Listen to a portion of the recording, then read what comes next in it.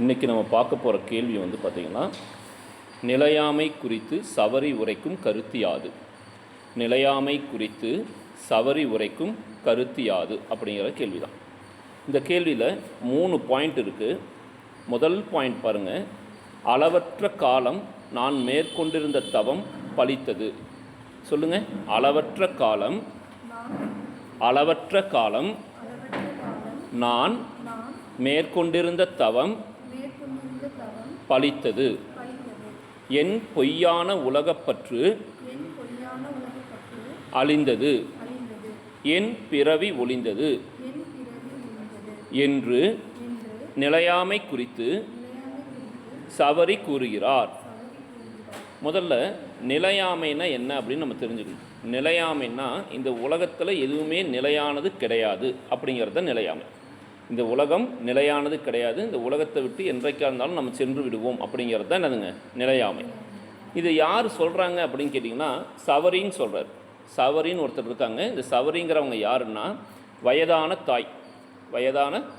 இப்போ நம்ம பார்த்துட்டு இருக்கக்கூடியது என்னது சார் அப்படின்னு சொல்லி கேட்டிங்கன்னா, கம்பராமாயண பாடல். என்ன ராமாயண பாடல்? கம்பராமாயண பாடல். கம்பராமாயணம் அப்படின்னா என்ன சார் அப்படிங்கிறது முதல்ல தெரிஞ்சுக்கணும். கம்பராமாயணத்தை பற்றி ஒரு சின்ன ஒரு உரை கொடுத்துட்டு அப்புறம் நம்ம இந்த கொஸ்டினை கண்டினியூ பண்ணலாம். கம்பராமாயணம் அப்படிங்கிறது ராம அவதாரம் அப்படின்னு சொல்லி இருக்கக்கூடிய ஒரு வால்மீகி எழுதிய ஒரு காவியம். புரியுங்களா? இந்த ராம அவதாரம்ங்கிறத வடமொழியில் வால்மீகி எழுதியிருந்தார். அது தமிழில் ராமாயணம்னு சொல்லி கம்பர் எழுதினார். அதனால் அதுக்கு பேர் கம்பர் எழுதிய ராமாயணம்ங்கிறதுனால கம்பராமாயணம்னு பெயர் பெற்றுச்சு. அந்த கம்பராமாயணத்தில் முக்கியமான கேரக்டர் யார் அப்படின்னு கேட்டிங்கன்னா ராமர்.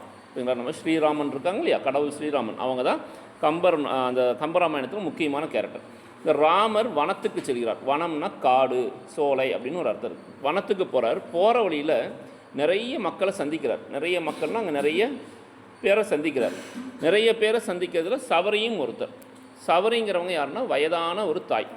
அந்த சவரி என்ன பண்ணிகிட்ருக்காங்கன்னா, என்றைக்காவது ஸ்ரீராமரை நம்ம பாத்திர மாட்டோமா அப்படின்னு சொல்லிட்டு தவம் பண்ணிகிட்டு இருக்காங்க. ஸ்ரீராமரை நம்ம பாத்திர மாட்டோமான்னு சொல்லிட்டு என்ன பண்ணிட்டு இருக்காங்க? தவம் பண்ணிகிட்டு இருக்காங்க. அப்போ தவநிலையிலேயே இருக்கக்கூடிய அந்த சவரி தாய்க்கு கண்ணு முன்னாடி போய் நம்ம ராமர் நிற்கிறார். ராமர் நின்னோன்னே அந்த தவம் வந்து பார்த்திங்கன்னா பளிச்சிருது. தவம் பளித்தோன்னா அந்த அம்மா வந்து சொல்கிறாங்க, அளவற்ற காலம், இப்போ பாருங்கள் அது கொடுத்துருப்பாங்க, அளவற்ற காலம் நான் மேற்கொண்டிருந்த தவம் பலித்தது. யாரை பார்க்க வேண்டும்னு நான் நினச்சிட்டு இருந்தேனோ அவங்களே என் முன்னாடி வந்து நின்றுட்டாங்க. அளவற்ற காலம் நான் ரொம்ப காலமாக தவம் பண்ணிகிட்டு இருந்தேன், என்னுடைய தவம் பலித்தது அப்படின்னு சொல்லி சொல்கிறாங்க. ரெண்டாவது, என் பொய்யான உலகப்பற்று அழிந்தது. இந்த உலகத்தின் மேலே நம்ம வச்சுருக்கக்கூடிய பற்றுங்கிறது ரொம்ப பொய்யான ஒரு விஷயம். இப்போது ராமரை பார்த்த உடனே அந்த பொய்யான உலகப்பற்று அழிந்தது. என் பிறவி ஒழிந்தது. என் பிறவி ஒழிந்ததுன்னு நீங்கள் ஏதோ தப்பாக நினச்சிக்கக்கூடாது. என் பிறவி ஒழிஞ்சதுன்னா இந்த பிறவி எதற்காக நான் பிறந்தேனோ அதனுடைய பலனை அடைந்து விட்டேன்னு அர்த்தம். இந்த பிறவியை எதற்காக நான் பிறந்தேனோ அதனுடைய பலனை அடைந்து விட்டேன் அப்படின்னு தான் அர்த்தம். அப்போது என் பிறவி ஒழிந்தது. இப்போ 3 பாயிண்ட்டு படிக்கலாமா? எல்லோரும் சேர்ந்து சத்தமாக படிக்கலாமா? அளவற்ற காலம் நான் மேற்கொண்டிருந்த தவம் பலித்தது. என் பொய்யான உலகப்பற்று அழிந்தது. என் பிறவி ஒழிந்தது அப்படிங்கிறது இந்த கேள்விக்கான விடை. இது வந்து செய்யுளில் வரக்கூடிய ஒரு 2 மார்க் கேள்வி, ரொம்ப முக்கியமான கேள்வியுமே கூட. இப்போ அடுத்ததான் நம்ம ஒரு கேள்வி பார்க்க போகிறோம். இதுவும் கம்பராமாயண பாடல்லேருந்து கேட்கக்கூடிய கேள்வி தான். இப்போ இந்த கேள்வியை நான் படிக்கிறேன், நீங்கள் கவனமாக கவனிச்சுக்கோங்க. துன்பு உளது எனின் அன்றோ சுகம் உளது. துன்பு உளது எனின் அன்றோ சுகம் உளது என்ற ராமனின் கூற்று பின்வரும் 2 பழமொழிகளில் எதற்கு பொருந்துங்கிறாங்க. ராமர்னுடைய பாட்டு, அதாவது கம்பராமாயணத்தில் ஒரு வரி வருங்க. அந்த கம்பராமாயணத்தில் வரக்கூடிய வரி தான் அங்கே கொடுத்துருக்குறாங்க. துன்பு உளது எனின் அன்றோ சுகம் உளது. துன்பம்னு ஒன்று இருந்துச்சுன்னா பின்னாடி சுகம்னு ஒன்று இருக்கும். நமக்கே தெரியும், வாழ்க்கையில் பல துன்பங்கள் வரும். அப்போ நம்ம துவலாமல் இருந்தோம்னா கண்டிப்பாக பின்னாடி சுகமான ஒரு வாழ்வு நமக்கு இருக்கும். இப்படி ராமர் ஒருத்தரை பார்த்து சொல்கிறார். யாரை பார்த்து சொல்கிறார் அப்படின்னு கேட்டிங்கன்னா, குகனை பார்த்து சொல்கிறார். யாரை பார்த்து சொல்கிறாருங்க? குகன் அப்படின்னு ஒரு கேரக்டர் இருப்பாங்க. அந்த கேரக்டரை பார்த்து சொல்கிறார். அது என்னங்கிறது நம்ம நெடுவினாக்கள்லாம் பார்க்கும்போது பார்க்கலாம். இப்போது துன்பத்துக்கு அப்புறம் துன்பத்துக்கு பின்னாடி இன்பம் வரும் அப்படின்னு இந்த வரி அர்த்தம் உணர்த்துது அப்படின்னா இதுக்கு சாதகமான பழமொழி எது, பொருத்தமான பழமொழி எதுன்னு கேட்குறாங்க. அங்கே 2 பழமொழி கொடுத்துக்கிறாங்க பாருங்கள். நிழலின் அருமை வெயிலில் தெரியும் அப்படிங்கிறது ஒரு பழமொழியும், சிறு துரும்பும் பல்குத்த உதவும் அப்படிங்கிற ஒரு பழமொழியும் கொடுத்துருக்குறாங்க. இப்போ பாருங்கள், துன்பத்துக்கு அப்புறம் பின்னாடி வரும் அப்படின்னா அது எந்த பழமொழியோட திரும்ப பொருந்தி போகுது? நிழலுக்கு பின்னாடி தான்.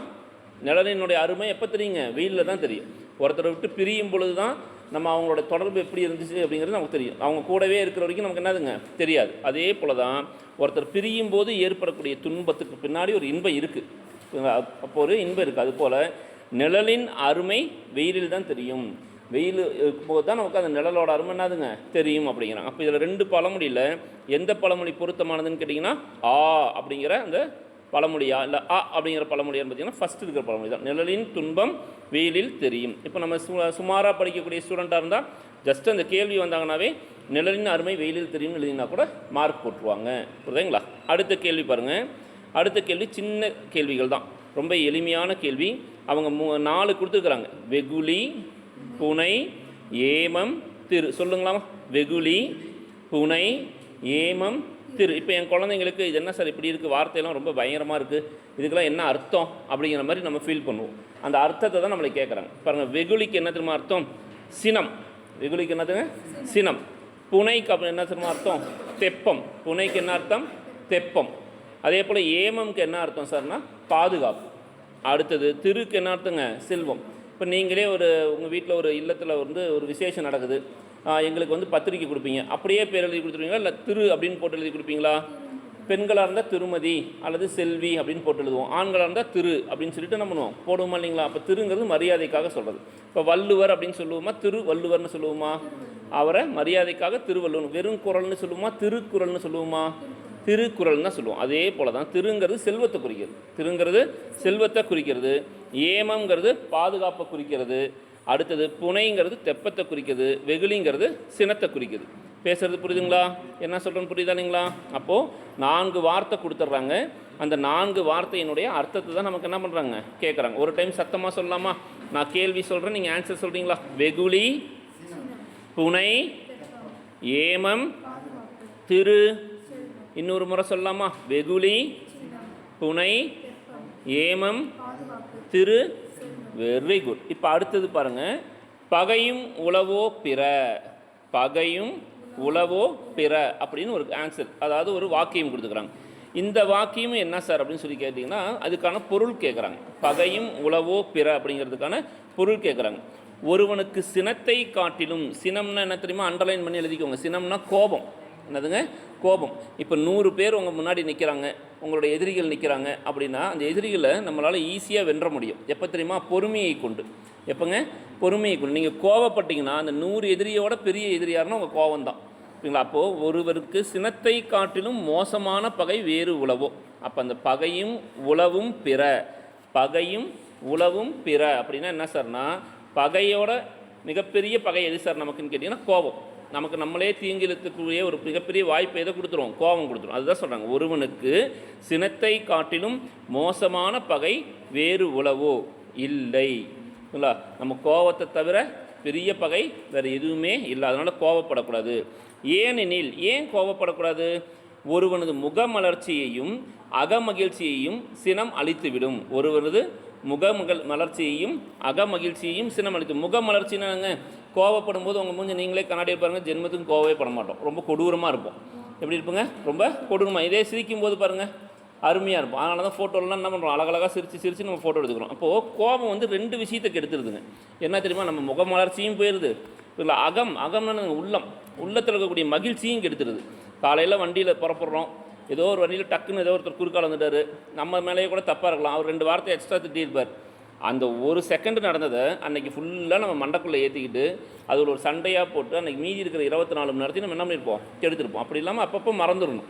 அப்போது கோபங்கிறது நம்மளுடைய மலர்ச்சியையும் கெடுத்துரும். அதனால தான் கேட்பாங்க, ஏன் இன்றைக்கி டல்லாக இருக்க, ஏன் உம்முன்னு இருக்க அப்படின்னு கேட்குறாங்க இல்லைங்களா? அதெல்லாம் கோபத்தினுடைய வெளிப்பாடு. அப்போ மலர்ச்சியும் போயிடும், அகமகிழ்ச்சி நம்ம உள்ளத்தில் இருக்கக்கூடிய மகிழ்ச்சியும் போயிடும். இது 2ஐயும் அழிச்சிடுறது எதுங்க? சினம். புரியுங்களா? இப்போ ஒரு டைம் நான் சொல்கிறேன், நீங்கள் திரும்ப சொல்கிறீங்களா? பகையும் உளவோ பிற. ஒருவனுக்கு சினத்தை காட்டிலும் மோசமான பகை வேறு உளவோ. இருக்கா அப்படியே வேறு பகை ஏதாவது? இல்லை. என்னதுங்க? இல்லை. ஏனெனில் ஒருவனது முக மலர்ச்சியையும் அக மகிழ்ச்சியையும் சினம் அழித்துவிடும். புரியுதுங்களா? ஸோ அப்போ நம்ம இன்றைக்கி எத்தனை கேள்வி பார்த்துருக்கோம் பாருங்கள். ஃபஸ்ட்டு என்ன கேள்வி பார்த்தோங்க?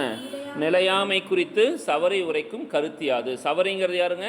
ஒரு தாய். புரியுங்களா? சவரி தாய் அப்படின்னு சொல்லுவாங்க. எந்த ராமாயணத்தில் வருவாங்க அவங்க? ராமாயணத்தில் தான் வருவாங்க. அதான் கம்பராமாயணம். இதில் வருவாங்க, கம்பராமாயணத்தில் வருவாங்க. அவங்க என்ன பண்ணிகிட்டு இருந்தாங்க? தவம் பண்ணிட்டு இருந்தாங்க. யாரை பார்க்கறதுக்கு? சூப்பர் ஸ்டார் ரஜினிகாந்தை பார்க்கறதுக்கா? யாரை பார்க்கறதுக்காக? ராமரை பார்க்கறதுக்காக தவம் பண்ணிட்டாங்க. தவம் பழிச்சதா? பழிச்சது. ஏன்? ராமரே நேரில் வந்து நின்றுட்டார். இதில் பழித்த உடனே அவங்க என்ன பேசுனாங்க அப்படிங்கிறது தான் அங்கே கூட்டிருக்காங்க. அடுத்தது பாருங்கள், துன்பத்துக்கு அப்புறம் இன்பம் ஒன்று இருக்குது அப்படின்னு சொல்கிறாங்க. அதுக்கு சரியான பழமொழி எதுன்னு கேட்டிங்கன்னா, நிழலின் அருமை வெயிலில் தெரியும். அடுத்தது பொருள் கூறுகை. இது ரொம்ப ஈஸியான பொருள் தான். வெகுளினா சினம், புனைனா தெப்பம், ஏமம்னா பாதுகாப்பு, திருனா செல்வம். அடுத்தது பகையும் உளவோ பிற அப்படிங்கிறாங்க. பகையை விட ஒரு கொடிய ஒரு விஷயம் எதுவுமே கிடையாது. ஏன்னா அது நம்மளுடைய முகமலர்ச்சியையும் அகமலர்ச்சியையும் அழித்து விடும் அப்படின்னு சொல்லி சொல்கிறாங்க. புரியுதா இல்லைங்களா? இதை நல்லா படிச்சுக்கலாமா நம்ம? ரைட். தேங்க்யூ.